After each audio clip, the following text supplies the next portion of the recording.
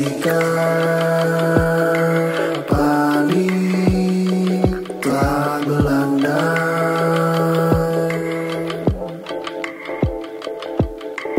jangan biarkan kita tenggelam.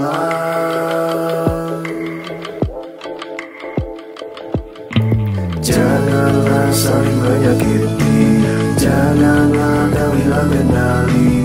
Marilah saling mengasihi.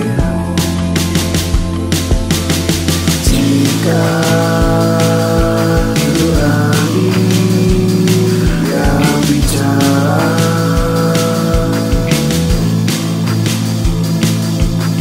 kita pasti kan bertahan.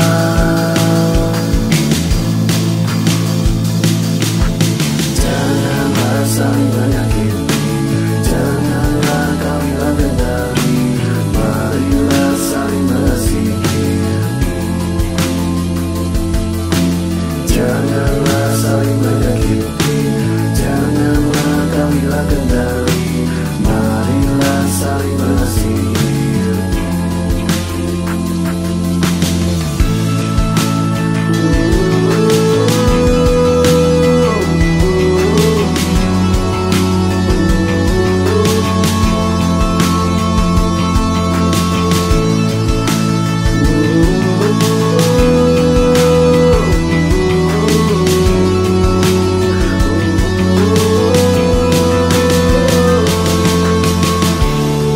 Semua krisis pasti berakhir, pasti berakhir. Semua krisis pasti berakhir, pasti berakhir.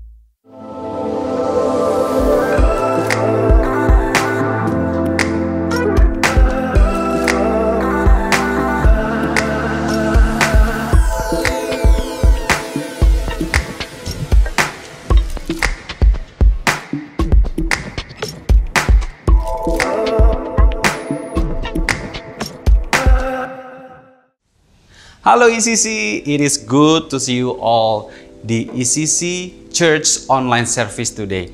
Nah, hari ini saya percaya bahwa setiap jemaat akan diberkati begitu luar biasa. Dan saya juga percaya bahwa bukan hanya Bapak Ibu Saudara yang diberkati, tapi orang-orang yang ada di sekitar kita, orang-orang terkasih di sekitar kita juga diberkati. Tapi bagaimana caranya?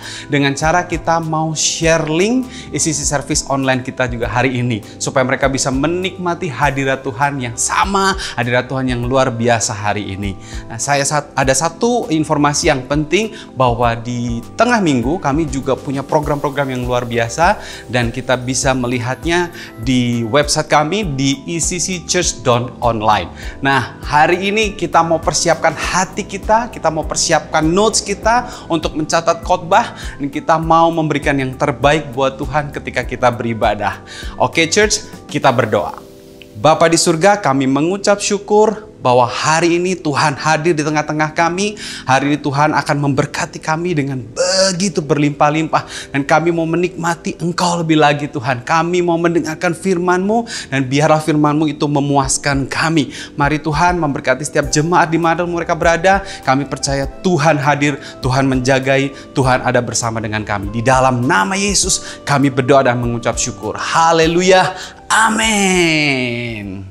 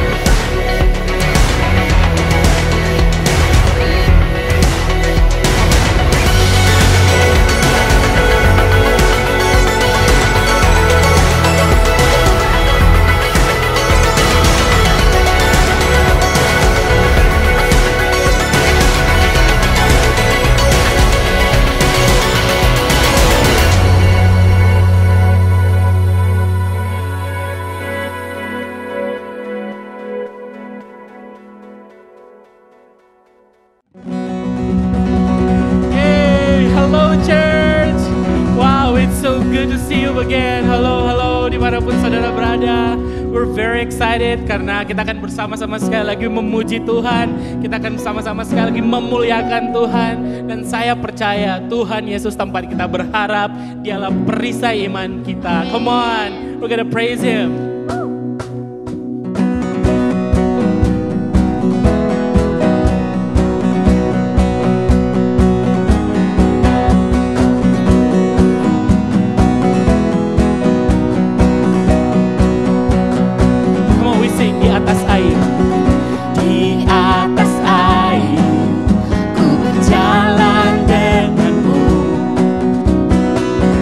Walaupun badai dan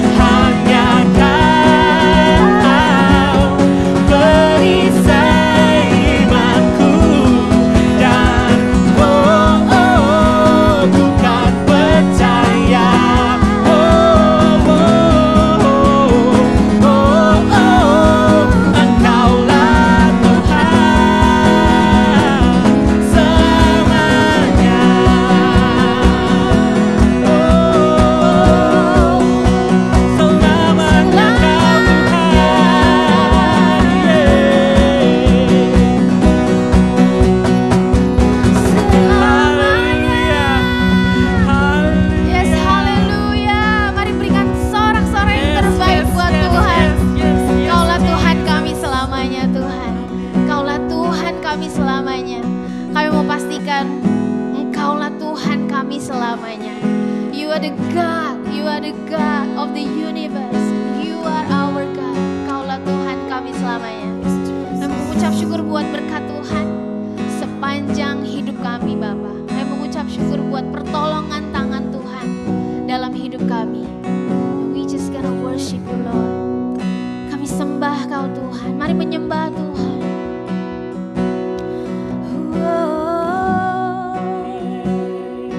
Thank you God, thank you God.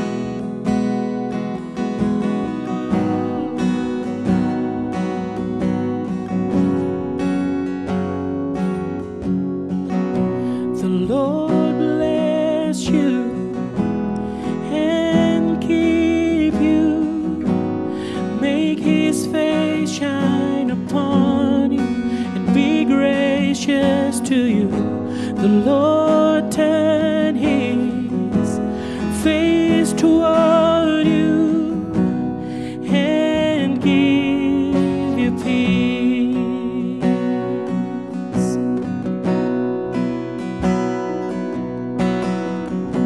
The Lord bless you and keep you. Make His face shine upon you and be gracious to you. The Lord turn His face toward you and give you peace.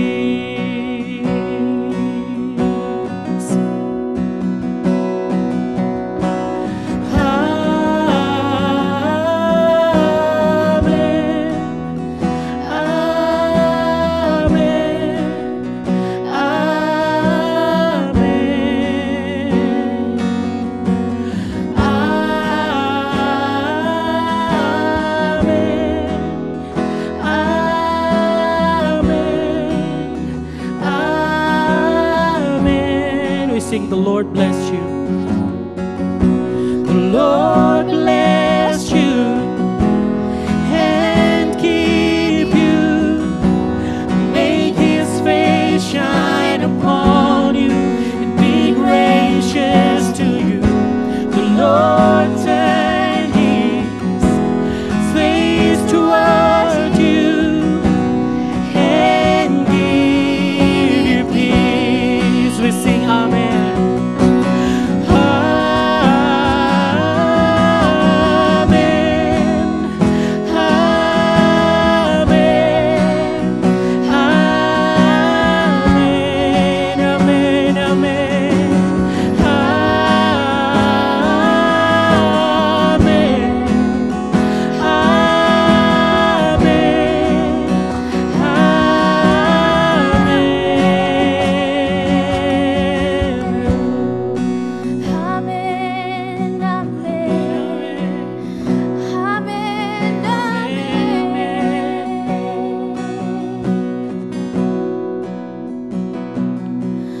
His favor be upon you and 1,000 generations, and your family and your children and their children and their children. May His favor be upon you and 1,000 generations, and your family and your children and their children and their children.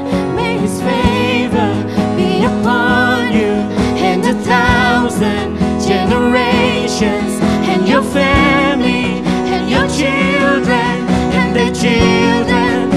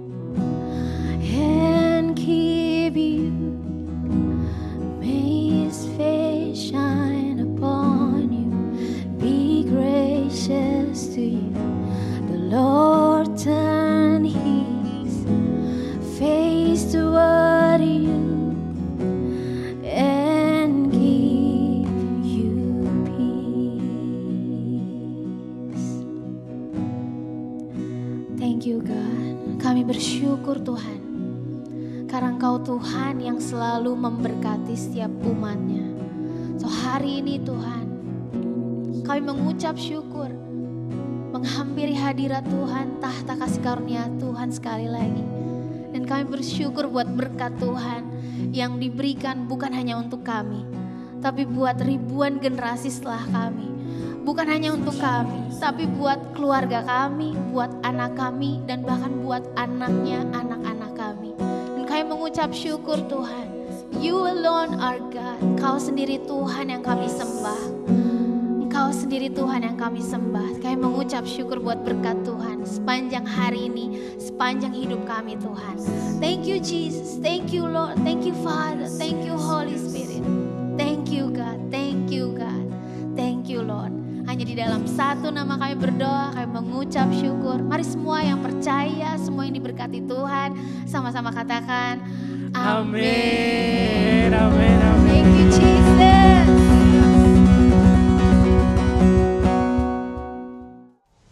Wow, saudara diberkati dengan puji-pujian hari ini. Saya sangat diberkati, senang banget bisa menyembah Tuhan sama-sama walaupun secara online. Oke, boleh kita kasih apresiasi buat semua volunteer yang melayani, tim Present Worship, tim multimedia. Mereka bekerja dengan luar biasa di masa-masa yang sulit ini. Thank you semua, thank you so much. Dan nggak lupa saya menyapa buat setiap Bapak, Ibu, Saudara yang baru pertama kali bergabung di program online kami. Welcome. Anda bukan orang asing, Anda adalah anggota keluarga kami. So, kalau nggak repot, kalau boleh, nanti setelah ini saudara boleh klik icc.online, linknya juga ada di YouTube saudara. Setelah itu masuk ke Newcomers Lounge, ada form yang akan membantu kami untuk lebih mengenal saudara. Thank you so much, terima kasih banyak. Dan oke, sekarang sebelum firman Tuhan, kita akan berikan persembahan. Dan kalau kita ngomongin persembahan, saya teringat dengan kejadian pertama kali persembahan diadakan di dunia ini. Kapan itu? Kita ingat di Alkitab, di awal banget ada kisah persembahan oleh Kain dan Habil. Ingat kisahnya saudara ya? Dan kita tahu bahwa Kain itu adalah petani, makanya dia memberikan hasil tanaman, tumbuhan-tumbuhan yang dia tanam. Sementara Habil adiknya adalah gembala dan dia memberikan korban berupa hewan ternaknya. Dan kita tahu ceritanya bahwa setelah itu ternyata persembahan Kain ditolak oleh Tuhan, persembahan Habil diterima. Waktu saya renungkan kisah ini, saya berpikir kenapa ya? Kenapa Tuhan terima persembahan Habil, tapi Tuhan tolak persembahan Kain? Apakah mungkin gara-gara Tuhan nggak suka sayur, sama seperti saya gitu ya? Makanya dia lebih pilih lem chopnya Habil dibandingkan saladnya Kain? Seperti itukah? Nah ternyata enggak. Oke, kita lihat ayatnya sama-sama di Kejadian 4 ayat 4-5. Saya bacakan buat saudara.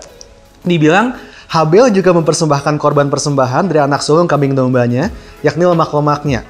Maka Tuhan mengindahkan Habil dan korbannya itu, tetapi Kain dan korban persembahannya tidak diindahkannya. Lalu hati Kain menjadi sangat panas dan mukanya muram. Perhatikan ayat ini. Mana yang disebut duluan, saudara? Orangnya dulu atau persembahannya dulu? Lihat, dibilangnya Habil dan korbannya. Kain dan korbannya. Ya ternyata dari dulu fokus saya keliru. Saya kira yang salah adalah korban persembahannya. Sayuran atau hewan, gitu kan. Padahal ternyata yang dilihat Tuhan adalah pribadinya yang memberikan korban tersebut. Makanya disebut duluan, betul ya? Oke, jadi kita sepakat ya, yang dilihat Tuhan bukan persembahannya, tapi orangnya. Sama seperti hari ini kalau kita memberi, yang Tuhan lihat, saya percaya bukan nominalnya yang kita kasih gitu ya, tapi Tuhan melihat pribadi kita yang memberinya. Berarti sekarang pertanyaannya ganti. Kenapa Tuhan berkenan pada pribadi Habil, tapi Tuhan gak berkenan pada pribadi Kain? Jawabannya ada di Ibrani 11 ayat 4. Ayat terakhir saya bacakan buat saudara. Dibilang di sini, karena iman, Habil telah mempersembahkan kepada Allah korban yang lebih baik daripada korban Kain. Dengan jalan itu yang memperoleh kesaksian kepadanya bahwa ia benar, karena Allah berkenan akan persembahannya itu, dan karena iman ia masih berbicara sesudah ia mati. Ya ternyata faith is the key. Ternyata sebuah persembahan akan berkenan di hadapan Tuhan ketika si pribadi yang memberikan persembahan tersebut memberikannya dengan iman. Oke? Jadi hari ini pertanyaan saudara, saat kita memberi, apakah kita punya iman bahwa Tuhan akan memelihara kita dan akan mencukupi segala kebutuhan kita? Atau kita khawatir gara-gara ngasih persembahan, nanti sisa uang saya nggak cukup nih buat di rumah, buat beli makanan segala macam, gimana nih? Apakah kita punya iman bahwa apa yang kita tabur hari ini adalah benih yang akan jatuh di tanah yang subur dan bertumbuh serta berbuah berlipat kali ganda. Saya percaya bahwa sesungguhnya setiap dari kita pasti pengen kasih yang terbaik buat Tuhan. Tapi seringkali kita takut, kita kurang percaya, kita kurang beriman bahwa Tuhan kita itu Jehovah Jireh yang sanggup mencukupi semua kebutuhan kita. But hari ini kita udah belajar dari Kain dan Habel. Kita mengerti bahwa persembahan yang diterima Tuhan adalah persembahan yang didasari oleh iman. Bukan masalah harus ngasih sekian angkanya, enggak. Tapi kalau saudara punya iman, saudara tahu itu adalah benih yang baik, saya yakin saudara nggak akan ragu-ragu buat kasih persembahan yang terbaik buat Tuhan kita. Inilah sikap hati yang dicari oleh Tuhan dari setiap pribadi yang memberi. Saudara siap memberi dengan iman? Mari kita berdoa. Tuhan, hari ini kami membawa persembahan kami yang terbaik yang bisa kami kasih, apa yang kami punya. Kami berdoa, kami membawa ini dengan iman kami. Kami yakin bahwa kami nggak lagi melempar sesuatu yang kosong, enggak. Kami tahu ini adalah benih yang kami tabur di tanah yang subur, dan bahwa ini akan kembali kepada kami berlipat kali ganda. Kami percaya bahwa Tuhan kami Tuhan yang mencukupi, saat kami memberi kami nggak akan kekurangan. Ini iman kami, dan kami tahu ini menjadi persembahan yang berkenan buat Tuhan. Terima kasih Bapa, dalam nama Tuhan Yesus kami sudah berdoa. Amin. Amin. Nomor rekening persembahan ada di layar saudara, baik untuk di Bandung, Jakarta, dan Sydney. Sahabat memberi, bisa transfer ke sana. Oke, dan saat lagi kita akan dengarkan firman Tuhan. Ini pasti sangat mengubahkan. I cannot wait for this one, karena our senior pastor, Pastor Nala Widya, akan menyampaikan isi hati Tuhan lewat firman-Nya. So, mari siapkan hati kita, perhatian kita, fokus kita, dan mari kita sambut Pastor Nala Widya. Ya, halo ICC, halo Genesis, halo The Bridge, halo Profam. Ya, hari ini saya bicara buat kalian semua. Dan juga saya mau menyambut semua gereja afiliasi dengan ICC dan gereja El Shaddai Angels penuh yang bergabung dengan kita, juga beberapa gereja yang bergabung online service dengan kita. Ya, welcome. Ya, kita semua di sini kita one big house with many rooms. Oke, nah pada minggu keberapa ya sekarang? Ini udah minggu keberapa ya? Mungkin sekarang kita udah masuk minggu ke-7. Wow, minggu ke-7. Tanpa kita sadari ternyata di lockdown tuh waktunya berlalu lebih cepat ya. Udah minggu ke-7 lagi. Oke, dan di minggu ke-7 ini rasanya kita udah mulai punya yang namanya kebiasaan yang baru ya, kebiasaan yang baru. Ada new routine ya, jadi new normal namanya. Lucu ya, normal tapi new. Oke, saya juga punya beberapa new normal gitu ya. Ya salah satunya ya bangunnya jadi rada nggak pagi lagi nih, karena nggak ada yang dikejar-kejar pagi-pagi, biasa mesti antar anak sekolah ataupun juga mesti ke kantor, tapi sekarang jadi bisa agak siang sedikit ya, ya jam 6 atau setengah 7. Oke, nah pada kesempatan kali ini saya mau share satu firman Tuhan dengan judul Narsisus. Waduh, Narsisus.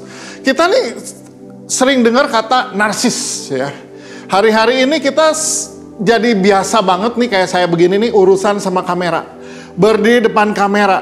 Nah, nanti handphone dicek karena untuk Instagram live dicoba dulu, dilihat dulu, pakai lampu ini semua. Dan kalau di dalam situasi biasa kita ngaca-ngaca begini lalu lihat-lihat begitu, orang suka bilang narsis banget sih nih orang. Tapi hari begini kita mau nggak mau ya harus begini. Tapi mari kita harus lihat siapa itu narsis. Dari mana kata narsis ini muncul? Narsis itu ya, narsis itu adalah dari mitologi Yunani. Narsis adalah dari mitologi Yunani. Anak dari dewa sungai yang bernama Cephisus. Bapaknya namanya Cephisus. Ibunya itu adalah peri yang bernama Liriope. Nah, punya anak namanya Narsis. Siapa Narsis? Narsis ini pria ganteng, pria yang luar biasa, very beautiful young man. Semua orang mengagumi dia. Ya, coba bayangkan pria ganteng, pria luar biasa. Semua orang mengagumi dia. Susah membayangkan, lihat aja ke sini. Oke. Ya. Tapi apa yang terjadi dan semua pengagum narsis, mereka tuh dikecewakan. Karena narsis itu selalu menghina, selalu merendahkan orang-orang yang mengagumi dia. Nah, itu jeleknya narsis. Nah, oke. Nah, oke. Tapi dari sini kita belajar bahwa kenapa ada orang-orang yang sangat mengagumi diri, sangat bangga dengan dirinya. Ya, saudara harus tahu bahwa ini sama sekali nggak biblical dan sama sekali bukan Kristen orang yang kayak begini. Nah, saudara, selama kita di lockdown ya saya belajar lihat, jadi mau nggak mau lihat Instagram, lihat apa. Bagus banget kalau kita nih punya kepercayaan diri yang pas. Kenapa? Karena di dalam encounter dengan Tuhan tuh salah satu yang dipulihkan itu gambar diri. Ya, gambar diri. Ada orang yang sangat minder sampai jadi dia nggak percaya diri. Tapi ada orang yang sangat percaya diri, ini juga gambar dirinya rusak. Ya, karena dia percaya diri banget. Dia sangat bangga dengan dirinya, dia proud banget dengan dirinya. Dia rasa dirinya yang paling hebat, number one, the greatest one. Ini juga gambar diri yang rusak sebetulnya. Oke, nah saudara makanya harus tahu bahwa ketika kita baru aja melalui Paskah ya di bulan kemarin. Nah, saudara harus tahu bahwa kematian Yesus di kayu salib itu juga ada satu yang mati bersama Yesus. Apa sih yang mati bersama Yesus? Yang mati bersama Yesus itu yang dibilang di Galatia 2 ayat 20. Ayatnya bilang begini. Namun aku hidup, tetapi bukan lagi aku sendiri yang hidup, melainkan Kristus yang hidup di dalam aku. Dan hidupku yang kuhidupi sekarang di dalam daging adalah hidup oleh iman dalam anak Allah yang telah mengasihi aku dan menyerahkan dirinya untuk aku. Nah saudara, Galatia 2 ayat 20 bilang begini. Namun aku hidup, tapi bukan lagi aku sendiri yang hidup, melainkan Kristus yang hidup dalamku. Nah, artinya bukan lagi aku sendiri yang hidup. Kenapa? Karena I itu udah mati. Di mana? Di kayu salib. Ya, Nala yang dengan segala kekurangan kelemahannya itu manusianya nih, dagingnya ini harusnya udah mati di kayu salib. Nah, yang hidup nih siapa sekarang? Yesus yang hidup di dalamku. Nah, dan dia bilang begini, hidupku yang kuhidupi sekarang ini adalah hidup oleh iman dalam anak Allah yang telah mengasihi dan menyerahkan dirinya untuk aku. Jadi apa yang Yesus buat kita? Satu, mengasihi. Dua, menyerahkan dirinya buat kita. Ya. Jadi saudara harus tahu bahwa kematian Yesus di kayu salib membuat kita ngerti bahwa not I but Christ. Not I but Christ. Nah saudara harus tahu bahwa sekarang kita hidup, tapi bukan lagi aku sendiri yang hidup di dalam. Siapa? Yesus. Kapan Yesus hidup di dalam? Ketika kita percaya, membuka hati kita, menerima Yesus, dan Yesus hidup dalam diri kita. Ada Roh Kudus yang hidup dalam diri kita, dan itu membuat kita hidup hari ini. Oke, nah saudara, ini penting kita pahami. Kenapa? Karena konflik, pertengkaran, itu asal dari mana? Dari I yang masih hidup ini. Perlu disadari bahwa I di dalam ini udah mati. Sebab kalau kita ini I-nya masih hidup, ini yang jadi sumber konflik di tengah-tengah kita, pertengkaran nggak udah-udah. Ya, saya mulai banyak cerita nih sekarang gara-gara di lockdown, suami istri nggak kemana-mana, suami di rumah terus, istri di rumah terus. Yang terjadi apa? Bukan makin deket, berantem. Ya. Kenapa? Karena ini dua-duanya punya I yang hidup di dalam. Yakobus 4 ayat 1 bilang begini. Dari manakah datangnya sengketa dan pertengkaran di antara kamu? Bukankah datangnya dari hawa nafsumu yang saling berjuang di dalam tubuhmu? Jadi dari mana datangnya sengketa di dalam? Nah, di luar ini dari hawa nafsu yang lagi berperang di dalam nih. Kita tahu bahwa Yesus sekarang yang hidup, tapi akunya ini juga nggak terima. Akunya ini juga pengen muncul. Oke, itu yang membuat akhirnya ada konflik. Berantem, pertengkaran tuh semua kenapa? Karena I di dalam ini berusaha keluar, berusaha hidup. Nah, sementara Roh Kudus itu yang berusaha menguasai ini semua, ya. Oke. Nah, mari kita lihat dari ini dosa yang paling sebenarnya dosa yang paling awal muncul tuh ini soal aku ini nih. Ya, kalau sudah lihat soal aku ini, I. Nah, mari kita lihat dari satu malaikat Tuhan yang karena keakuannya dia nggak bisa kuasai, dia jatuh. Siapa dia? Lucifer. Pada mulanya di surga itu ada 3 malaikat. Ada Gabriel, pembawa pesan. Ada Mikael, itu tentara, pemimpin pasukan malaikat. Yang ketiga ada Lucifer. Nah, Lucifer ini siapa? Kalau Gabriel pembawa pesan, the messenger. Mikael itu adalah the soldiers, the warrior. Lucifer siapa? Ini selebritisnya. Ini pemimpin para malaikat, pemimpin pujian di surga. Jadi orang panggungnya siapa? Lucifer. Lucifer itu yang tiap hari itu ngadepin kamera dan lampu sorot. Ini yang tiap hari disorot di stage, di panggung. Ini yang kalau malaikat dan bidadari Lucifer lewat, semua mengagumi dia. Kenapa? Karena bahkan dibilang tubuhnya ini, lewat aja gerakan tubuhnya itu udah menghasilkan musik. Lucifer tuh luar biasa banget. Nah, tapi lihat. Karena dia punya potensi yang luar biasa dan dia ini malaikat yang justru adanya di panggung, di stage, di lampu sorot, di kamera ini, membuat dia, akunya bangkit. Lihat di Yesaya 14 ayat 12, dikatakan begini, Yesaya 14 ayat 12 ya sampai 14. Wah, engkau sudah jatuh dari langit, hai bintang timur, putra fajar. Engkau sudah dipecahkan dan jatuh ke bumi, hai yang mengalahkan bangsa-bangsa. Engkau yang tadinya berkata dalam hatimu, dalam hatinya dia udah berkata, aku hendak naik ke langit, aku hendak mendirikan tahtaku, mengatasi bintang-bintang Allah, dan aku hendak duduk di atas bukit pertemuan, jauh di sebelah utara.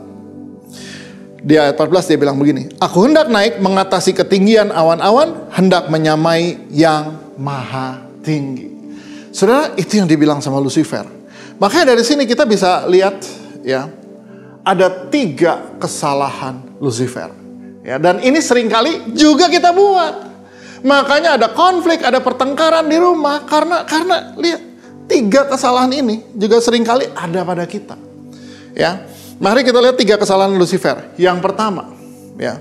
Dari namanya dibilang bahwa dia adalah bintang timur putra fajar. Bintang timur putra fajar. Saudara tahu bahwa nama Lucifer itu dari mana? Dari bahasa Latin yang terdiri dari 2 kata, yaitu lux atau lucis. Lux atau lucis itu artinya terang. Dan kata yang kedua adalah vere. Vere artinya pembawa. Jadi Lucifer itu apa? Pembawa terang. Wow. Jauh dari gambaran kita setan yang mengerikan, gelap, hitam, jelek gitu loh. Sebenarnya Lucifer itu pembawa terang. Luxi, vere, pembawa terang. Nah, kesalahan dia adalah terang yang dia bawa memang di mana-mana terang tuh menarik perhatian. Terang tuh semua yang berkilau menarik perhatian. Ya. Wah, saya aja kalau lagi naik sepeda turun dari bukit, dari gunung, dari Lembang tuh turun, bisa lihat kok kalau ada uang logam di jalanan. Kenapa? Karena berkilauan gitu loh. Semua yang berkilauan tuh menarik perhatian. Ya. Semua yang berkilauan tuh menarik perhatian. Nah, Lucifer itu kesalahannya apa? Dia selalu membawa orang atau malaikat lain pada dirinya. Look at me, look at me, look at me, look at me. Ya, ini kesalahan yang pertama. Saudara harus tahu bahwa kita nih hidup dengan adanya kehidupan bersama dengan Tuhan Yesus. Apa sih harusnya kita buat dengan semua hal-hal yang bagus? Bagus gak sih kalau kita nih punya potensi, punya karisma ya. Makanya kita kenal satu kata karisma, orang yang berkarisma. Tuhan kasih kita potensi, kasih kita karisma ya. Karisma tuh begini. Jadi ketika Roh Kudus hidup dalam diri kita, sifat dia keluar ya. Sifat dia keluar. Ada karakter roh yang keluar. Itu yang disebut dengan karisma. Karisma. Ketika bicara orang dengar, ketika kita lewat orang noleh. Wah, bagus gak sih begitu? Bagus. Asal jangan kayak Lucifer. Kenapa Lucifer? Dia pakai itu semua untuk membuat orang terikat pada dia. Nah, apa yang harus kita buat? Lihat di satu firman Tuhan, apa yang dikatakan Rasul Paulus, 2 Korintus 2 ayat 14. Ayatnya bilang begini, tetapi syukur bagi Allah yang dalam Kristus selalu membawa kami di jalan kemenangannya. Dengan perantaraan kami, Ia menyebarkan keharuman pengenalan akan Dia di mana-mana. Rasul Paulus bilang begini, syukur kepada Allah yang dalam Kristus selalu membawa kami di jalan kemenangannya. Dengan perantaraan kami, ingat ada kata, dengan perantaraan kami, Ia menyebarkan keharuman pengenalan akan Tuhan di mana-mana. Saudara, semua yang terang, semua yang harum, itu akan menarik perhatian. Ya, semua yang harum akan menarik perhatian. Tetapi Rasul Paulus bilang begini, bahwa dengan perantaraan kami, Ia menyebarkan keharuman pengenalan akan Dia di mana-mana. Artinya, justru dengan hal yang luar biasa, dengan hal yang hebat dalam diri kita membawa orang untuk kenal pada Yesus, pada Tuhan. Ya. Ini makanya orang suka bilang gini, jangan suka mencuri kemuliaan Tuhan. Ya, saya belajar bahwa ketika orang bilang, wah puji Tuhan, bagus, wah terima kasih firman Tuhannya, saya diberkati, saya harus bilang puji Tuhan. Semua karena Dia yang kasih. Saya ini gak bisa ngomong begini kalau bukan karena Tuhan yang kasih. Kalau bukan karena Tuhan, saya ini orang yang gagap, orang yang nggak lancar bicara sebetulnya. Saya bukan orang panggung, saya bukan orang yang bisa disorot kamera lampu begini. Tapi karena Tuhan yang kasih. Dan untuk membawa orang pada Yesus. Semua yang bagus, semua yang baik, bawa orang untuk kasih lihat sama orang. Nih, Tuhan yang berikan ini semua. Jadi, sayang banget ada banyak orang punya potensi, punya hal-hal yang luar biasa. Tapi dia bawa orang pada dirinya. Jadi, coba di masa-masa ini renungkan, tiap kita tuh nggak ada yang sebenarnya jelek ataupun wah nggak bisa apa-apa. Enggak, Tuhan kasih kita banyak. Dengan adanya Roh Kudus dalam diri kita ada banyak hal dalam diri kita. Tapi itu semua harus dipakai untuk bawa orang ketemu Yesus. Untuk bawa orang untuk lihat Tuhan yang hidup dalam diri kita. Ini yang membuat kita makin hari potensinya makin bagus. Makin luar biasa. Nah, itu kesalahan Lucifer yang pertama. Selalu dia gunakan kecerdasannya, kehebatannya untuk orang mengagumi dia. Untuk orang terikat sama dia. Oke. Terus jadi kita anak Tuhan mesti gimana? Oh, anak Tuhan harus hebat. Harus ini the Bridge, Genesis, sekolah yang benar. Mesti hebat, mesti luar biasa.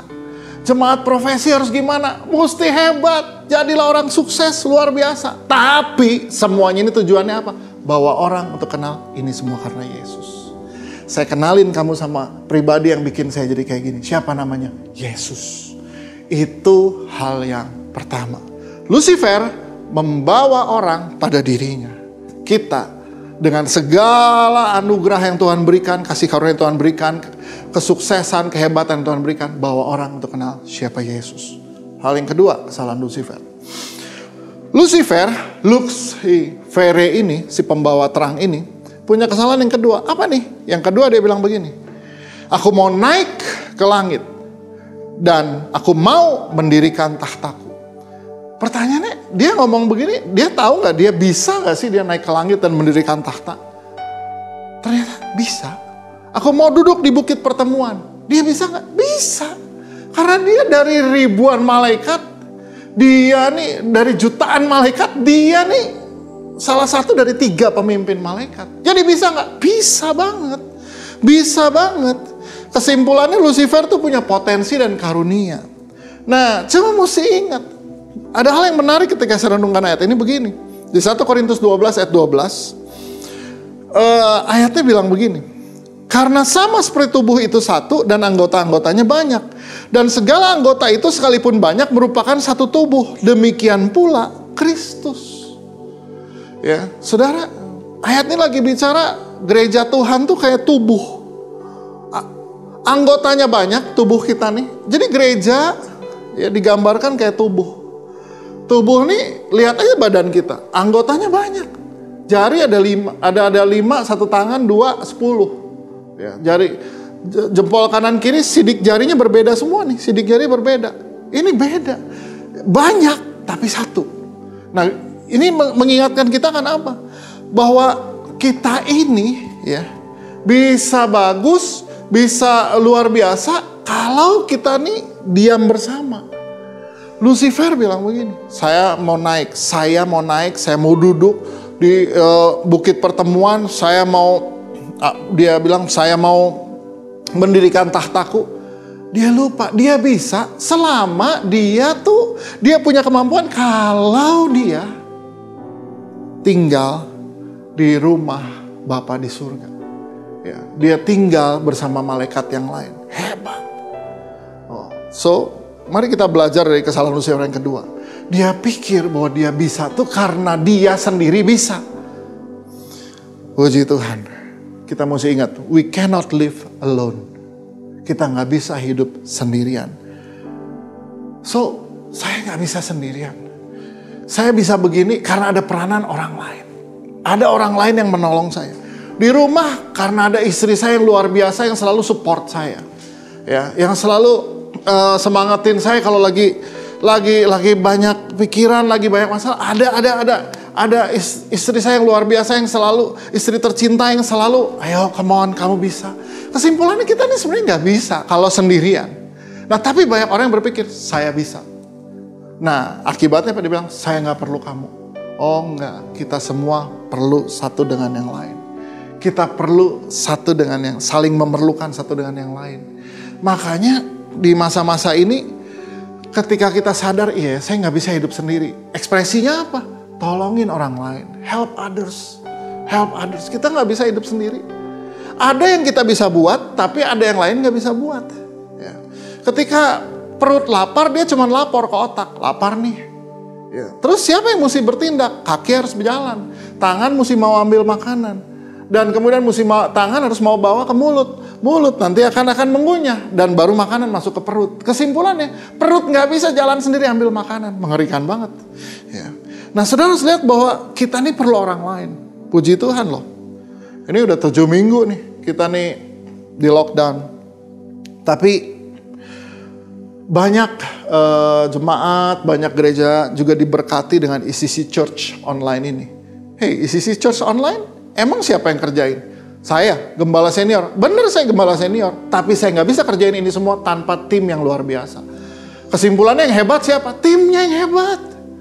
Wah, kalau nggak ada timnya, udah selesai semua. Jadi sambil udah lagi mikir, saya masih inget tuh, kita baru di minggu ketiga kita di lockdown. Wah, ini nih krisis berikut yang akan menimpa bukan hanya COVID-19 tapi ekonomi. Karena semua di lockdown, jadi toko tutup, bisnis berhenti. Ini berikutnya adalah ada krisis ekonomi. So kita mulai pikir, gimana ya cara nolongin jemaat yang ekonominya juga berhenti. Maka muncul, ada 2 program yang kita munculin. Pertama, ada ECC Heart You. ECC Heart You itu untuk semua anggota di sel group yang udah nggak bisa kerja, udah nggak bisa makan, udah nggak punya tabungan. Nah ini gimana? Oke, jadi melewat program ECC Heart You, ini para home leader harus ngecek semua yang ada di home cell-nya, gimana keadaannya. Siapa yang udah nggak bisa kerja, nggak punya tabungan, udah nggak bisa makan. Lalu apa yang dibuat? Gereja akan kasih bantuan sembako. Gimana caranya? Ada yang dikasih voucher untuk belanja sembako, ada lagi yang memang lebih mudah untuk diberikan sembakonya. Nah, tapi ini semua nggak jalan kalau cuma sendiri kita kerjain. Ada tim yang kerja, ada tim zone leader yang luar biasa, ada home leader yang harus carrying mereka dan cek one by one. Ya, untuk bisa tahu gimana nih isi Heart You-nya ini bisa jalan apa enggak. Yang kedua, saya pikirin, wah banyak jemaat juga yang punya usaha.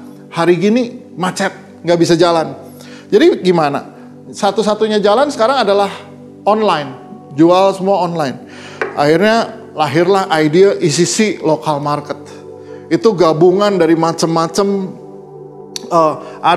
pokoknya ada yang kita catat, kita daftarin semua anggota home cell yang punya usaha, mulai dari makanan, kebutuhan rumah tangga dimulai dari itu, ya. Dimulai dari itu, makanan, kebutuhan rumah tangga, sekarang disinfektan lah, apa semua kita tetenin, sehingga kita nih tinggal masuk ke ICC Church Online, terus langsung pencet ICC Local Market, kita akan lihat daftar mereka. Kita perlu apa? Beli aja dari mereka.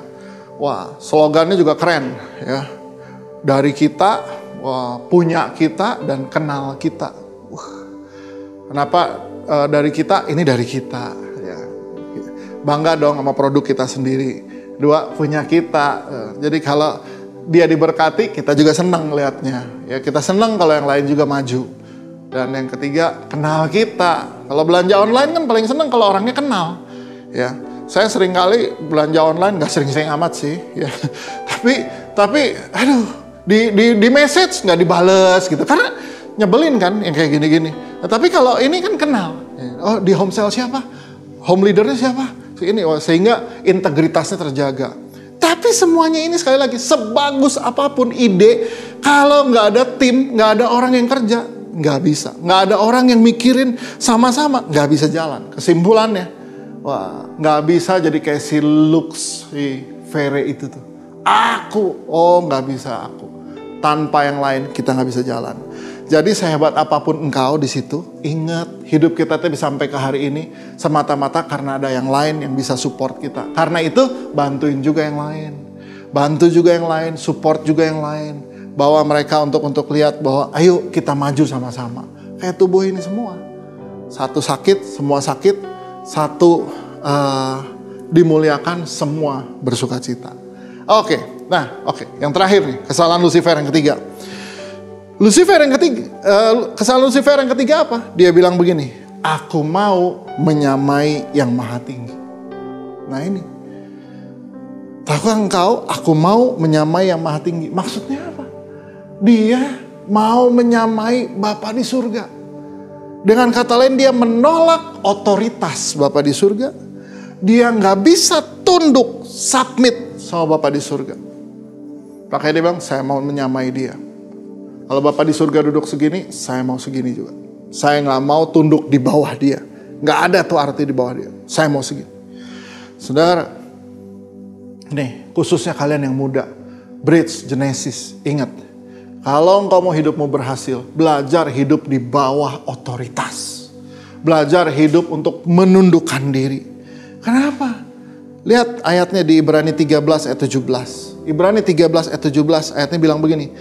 Taatilah pemimpin-pemimpinmu dan tunduklah kepada mereka, sebab mereka berjaga-jaga atas jiwamu sebagai orang-orang yang harus bertanggung jawab atasnya. Dengan jalan itu mereka akan melakukannya dengan gembira, bukan dengan keluh kesah, sebab hal itu tidak akan membawa keuntungan bagimu. Oke. So, ayatnya bilang taatilah pemimpinmu dan tunduklah kepada mereka. Apa sih bedanya taat sama tunduk? Taat itu begini. Taat itu dalam perbuatan. Tunduk itu sikap hati. Ada banyak orang taat tapi tidak tunduk. Dan firman Tuhan bilang kamu harus taat dan juga tunduk. Ya, contoh anak di rumah panggil, saya panggil anak saya, misalin. Tapi puji Tuhan anak saya nggak begitu sih. Saya suka bilang, tolong ambilin kacamata Dedi. Oke. Ya, dia pergi. Dia ambil kacamata. Nah, itu namanya dia taat. Dan dia ngasih sambil senyum. Ini Dedi. Nah, itu taat dan tunduk. Tapi gimana kalau dia cuma taat aja? Kalau dia cuma taat aja gini. Dia ambil tapi sambil ngomel. Orang lagi main disuruh-suruh. Kayak nggak tahu. Nah, dia ambil. Lalu dikasih. Nih kacamatanya. Sambil mukanya cemberut. Dikerjain nggak? Dikerjain. Tapi hatinya berontak. Jangan begini. Kita nih mesti belajar taat dan tunduk. Oke. Wah, pertanyaannya di mana ada otoritas di hidup kita? Paling tidak ada 4 area di mana kita mesti belajar taat dan tunduk. Ada 4 area di mana kita mesti belajar taat dan tunduk. Area yang pertama adalah di rumah. Di rumah.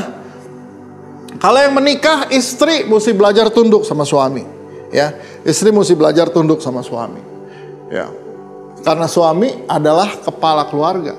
Nah, sama anak-anak mesti belajar tunduk sama orang tua. Selama kamu masih tinggal di rumah, masih belum menikah, anak-anak harus belajar tunduk dan taat sama orang tua.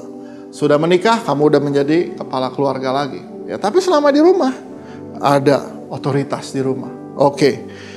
Yang kedua, ada kita yang kerja di kantor kita ada otoritas. Meskipun lagi lockdown begini, kalau pimpinan kita bilang, ayo Zoom meeting, mesti Zoom meeting. Wah, enak ya hari ini nggak ngantor. Iya, nggak enaknya jam berapapun bisa Zoom meeting. Wah, pimpinan bisa bilang, ayo sekarang Zoom meeting. Wah, iya, saya juga gitu kok. Nah, jadi ini mau nggak mau ada otoritas. Ya di kantor, di sekolah. Wah, anak saya yang paling kecil senang di lockdown. Kenapa? Karena kesannya nggak usah sekolah. Wah, kalau ditanya, kamu happy di lockdown? Happy. Mau sampai kapan di lockdown? Kalau bisa sampai SMA. Dia bilang, karena kesannya nggak usah sekolah. Tapi dia mesti taat. Kalau sekolahnya bilang, besok Zoom meeting di kelas. Iya, duduk lah dia. Mau nggak mau. Harus mau. Tetap, saya bilang, nurut. Missnya suruh apa? Lakukan. Guru suruh apa? Harus dibuat. Nah, area yang ketiga, ada pemerintah. Wah, kita nggak bisa. Selama hidup di satu negara, kita mesti taat dan tunduk sama pemerintahnya. Pemerintah suruh kita apa dan larang kita apa, mesti ikut. Pemerintah berlakukan PSBB sekarang, pembatasan sosial berskala besar. Naik mobil, boleh berapa? Boleh 3, boleh 2. Iya udah kita ikut gitu loh. Tunduk, ikut. Oke. Kemana-mana mesti pakai masker. Oke, gitu loh. Nah, area yang keempat, tadi udah rumah, kantor atau sekolah, pemerintah. Yang keempat, gereja. Banyak orang suka bilang, saya mah ke gereja mah hanya melihat Tuhan aja. Bener, gereja cuma lihat Tuhan.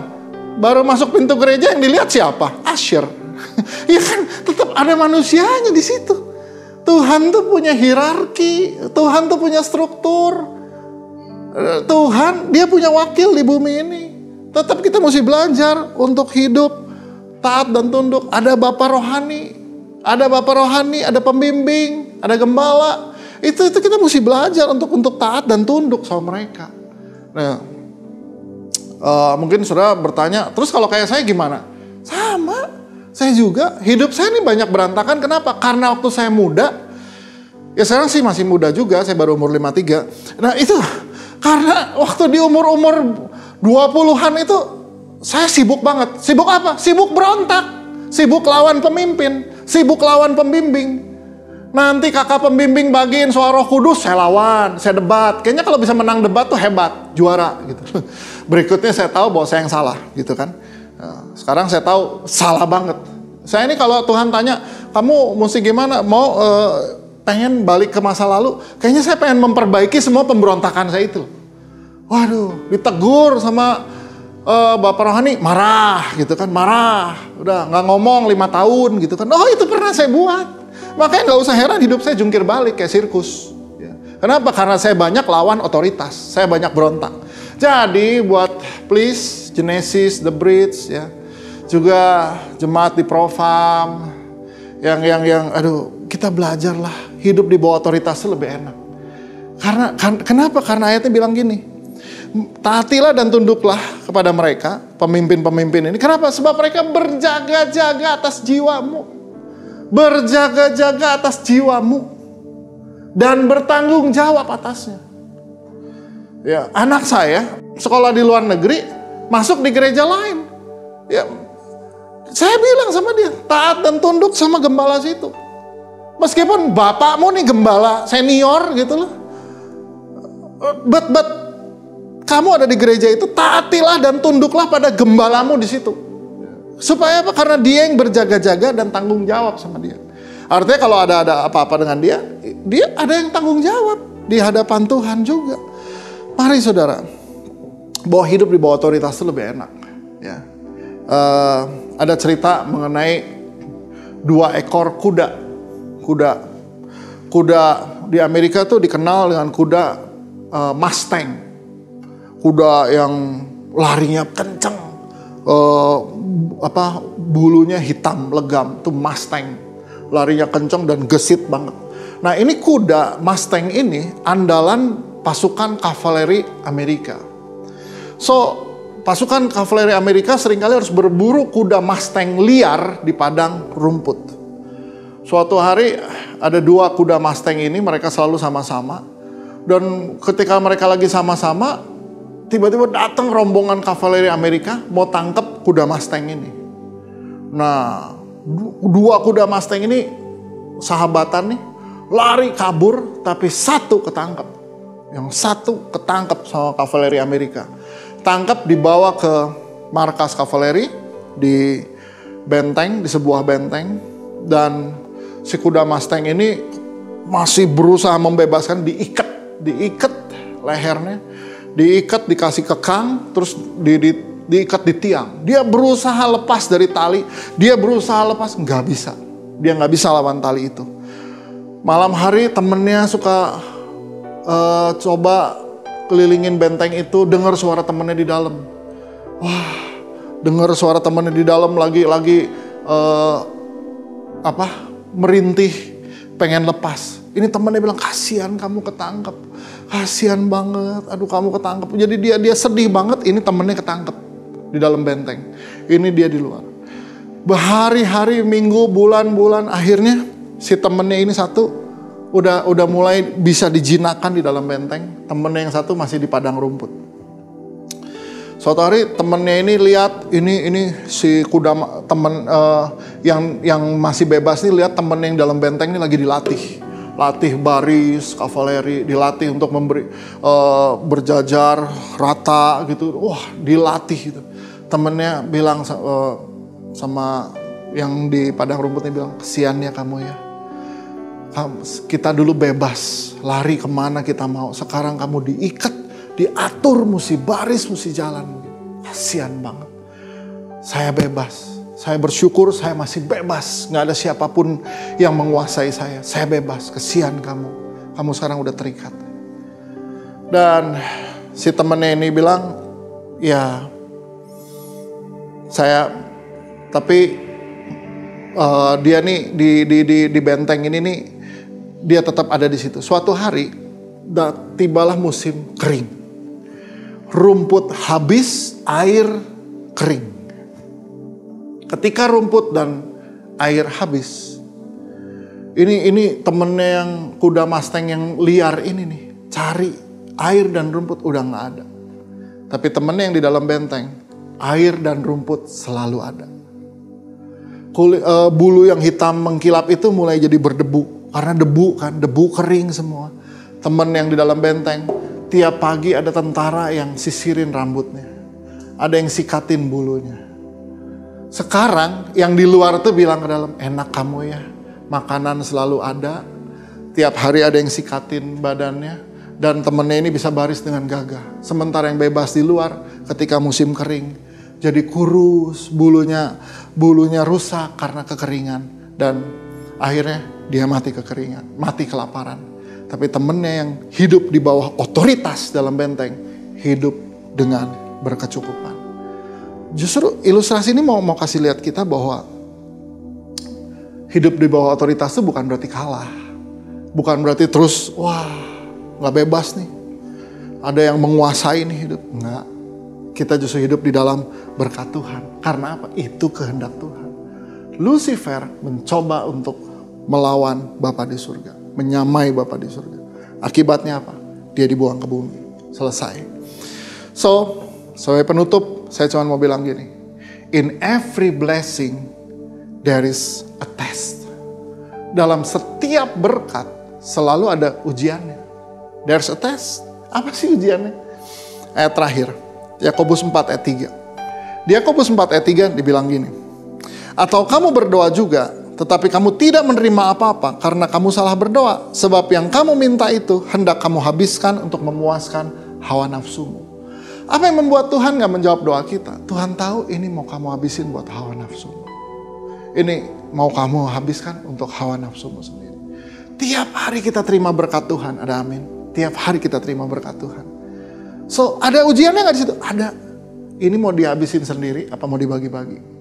Ini mau dibagi buat orang lain, atau mau buat sendiri aja habis? Ini ujiannya. Jadi tiap hari ketika kita diberkati, mari kita berkati lagi orang lain. Berkati saudara kita. Aduh, kadang-kadang kita nih makanan udah gak tahu harus gimana. Ingat ada saudara kita yang lain yang gak bisa makan. Jadi tesnya di mana? Ujiannya di mana? Bagi buat yang lain. So, mari hari ini yang saya share. Dan mari kita belajar untuk hidup.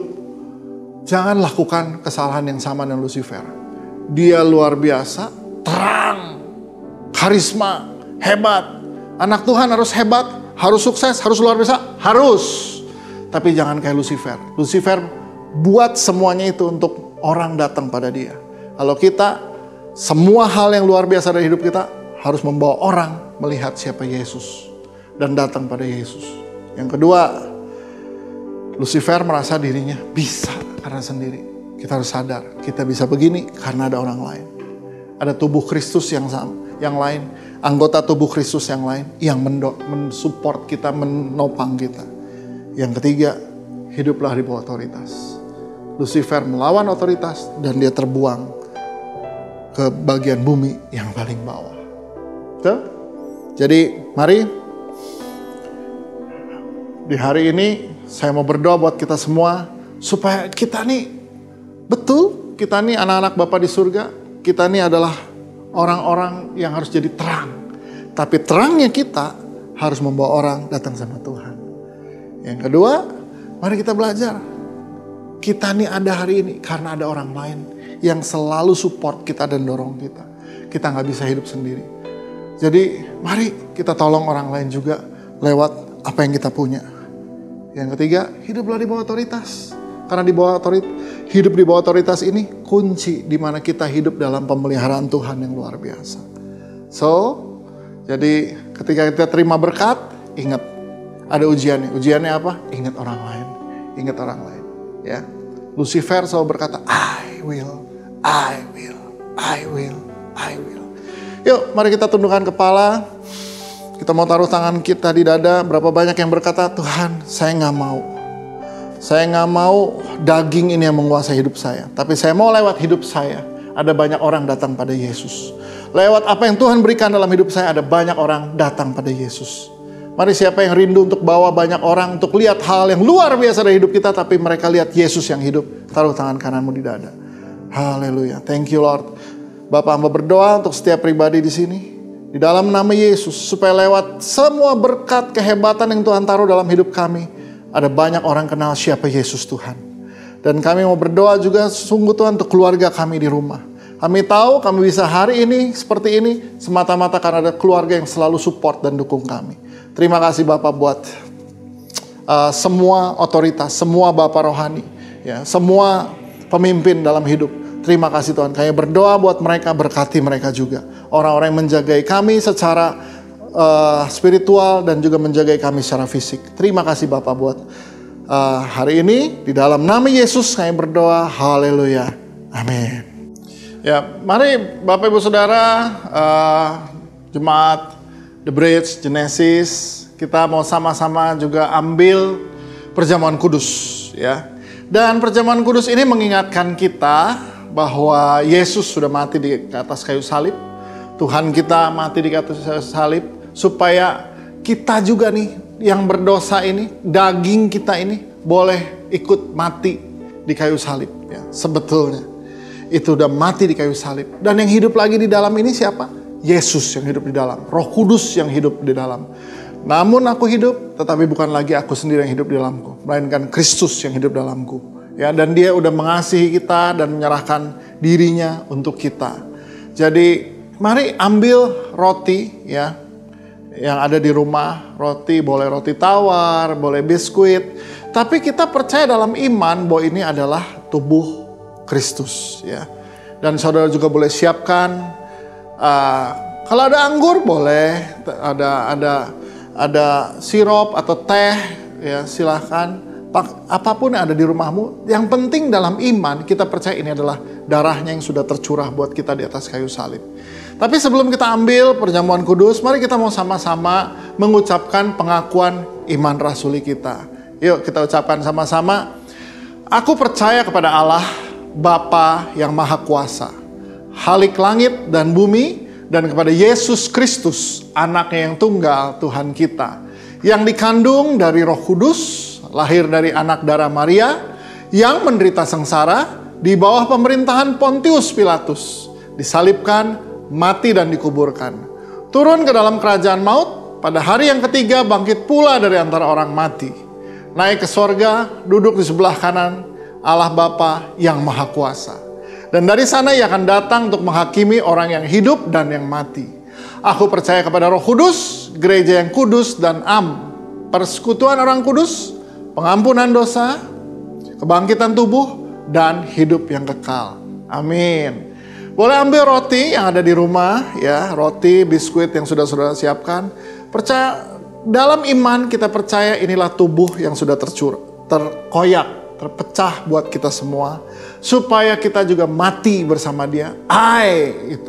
Akunya ini disalibkan, dan kita boleh hidup dalam hidup karena Kristus yang hidup di dalam kita. Ambillah dan makanlah dalam nama Yesus.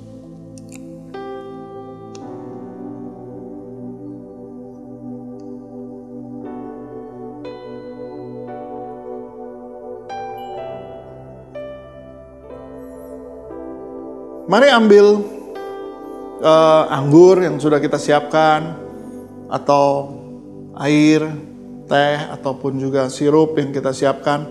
Dan kita percaya inilah darah yang tercurah. Darah yang tercurah karena di dalam darah itu ada kehidupan. Dan hidupnya Yesus, hidup yang penuh kuasa, penuh dengan kekuatan, kesembuhan, pemulihan, itu ada di dalam kuasanya. Jadi, aminkan bahwa segala mujizat ini, kuasa, kesembuhan, pemulihan, kebangkitannya, apa yang sudah mati hari ini, mimpimu mati, bisnismu mati, harapan ke depan mati, dia yang bisa menghidupkan tubuh yang mati, dia juga menghidupkan semuanya ini. Ambillah dan minumlah dalam nama Yesus. Mari kita mau sama-sama berdoa dengan doa yang Tuhan Yesus ajarkan. Ya, kita mau berdoa, Bapa kami yang di sorga, dikuduskanlah namamu, datanglah kerajaanmu, jadilah kehendakmu di bumi seperti di sorga. Berikanlah kami pada hari ini makanan kami yang secukupnya, dan ampunilah kami akan kesalahan kami, seperti kami juga mengampuni orang yang bersalah pada kami. Dan janganlah membawa kami ke dalam pencobaan, tetapi lepaskanlah kami daripada yang jahat, karena Engkaulah yang mempunyai kerajaan, kuasa, dan kemuliaan sampai selama-lamanya. Amin. Saya percaya ada banyak yang diberkati hari ini. Dan mulai hari ini, hiduplah karena Yesus yang hidup di dalam. Oke? Yuk, mari angkat kedua belah tanganmu dan terima berkat Tuhan. Bapa, hamba berdoa untuk setiap tangan yang terangkat, dimanapun mereka berada. Roh Kudus yang menjamah mereka. Roh Kudus, Engkau yang ada bersama dengan mereka. Kami yang sudah mati di kayu salib, aku yang sudah disalibkan ini, dan sekarang kami hidup karena ada Roh Yesus yang hidup dalam diri kami. Ada Roh Kudus yang menghidupkan kami, membuat kami berjalan tiap hari, membuat kami boleh punya kreativitas, punya kemampuan untuk melakukan banyak hal. Terima kasih Tuhan, terima kasih untuk keluarga kami, terima kasih untuk komunitas yang mendukung kami di hari ini, terima kasih untuk anugerah Tuhan. Thank you Lord, kami percaya kuasa-Mu, mujizat-Mu, pemeliharaan Tuhan yang ajaib ada bersama kami. Dalam nama Yesus kami berdoa, haleluya, amin. Tuhan Yesus memberkati. See you next week and have a blessed weekend. God bless. Wow, firman Tuhan yang memberkati sekali, dan kita percaya bahwa melalui firman Tuhan ini Bapak Ibu sudah dikuatkan dan disegarkan kembali melalui apa yang sudah disampaikan. Dan saya mau menyambut setiap Bapak Ibu Saudara yang baru pertama kali bergabung dengan online service kami untuk bisa mengisi form yang ada di link Hello Hub yang bisa dilihat di eccchurch.online. Oke? That's it for today. Stay healthy, keep connecting, and happy Sunday. Bye-bye. Terpujilah